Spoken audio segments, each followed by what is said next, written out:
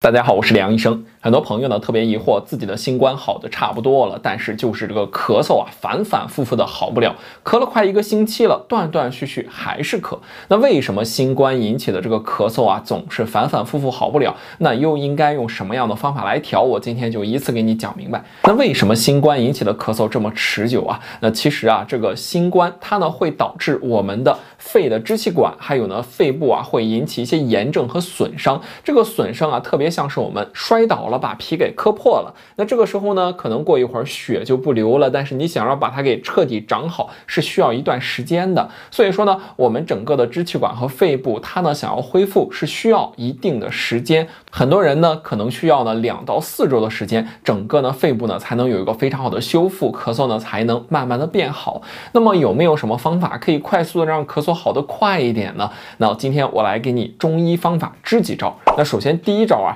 那这一次的这个咳嗽啊，很多人是属于偏风寒咳嗽的，所以说呢，如果你没有大黄痰，那如果你的痰偏白色，那我们呢可以去应用一些祛风寒的方法。我比较推荐的就是小青龙。那比如说呢有颗粒，那这个药物啊，我们是非常常用的伤寒治疗呢外寒内隐的咳嗽的一个非常好用的方剂啊，并且呢它也有颗粒剂，大家呢可以去用一用。这个小青龙还是非常好用的，对于呢这种咳嗽痰多偏白痰的这样的患者非常好用。那第二个，如果呢你的咳嗽啊是干咳的，我们以润肺为主啊。那润肺的话，那比如说呢像百合固金啊，比如说呢各种各样的枇杷膏啊，各种各样的秋梨膏，这种偏膏类的，因为呢这种膏类的里面通常会加蜂蜜，蜂蜜它就有比较好的润肺的功效，所以说呢我们偏干咳会用到膏类。那第三个呢，如果是肺热的话，我们就是清肺热的，比如说清肺益火片啊，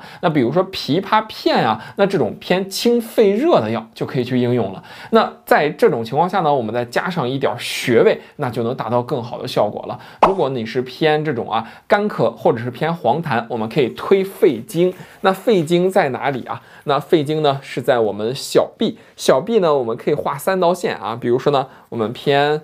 上，你这样画1道线，中间画1道线，那下面画1道线，你看上边这一条线啊，就是偏肺经的位置了。这个地方呢就是太渊，这个地方呢就是尺泽。那我们呢就可以沿着我们的肘窝，向我们手腕的这个方向，这样去推，这样来去推肺经，就有比较好的去疏通肺经的这样的作用。那么推完肺经之后呢，我们再去推一推鱼际，这个地方就是一个鱼际穴，止咳效果也好。所以说呢，推肺经一定要学会它，这个方式呢，对于呢我们缓解咳嗽是非常好用的一个方法。风寒咳嗽可以用后背的3个穴位，大椎和肺腧穴。大椎穴很好找，一低头，脖子后面最高的这个骨头下面那个窝就是大椎穴。艾灸大椎穴是非常好的，可以祛风寒的。那么从大椎往下摸3个骨节，1个、2个、3个，3个骨节下面旁开1.5寸，向左边2个指头，向右边2个指头，左边1个穴位，右边1个穴位，这是大椎啊。大椎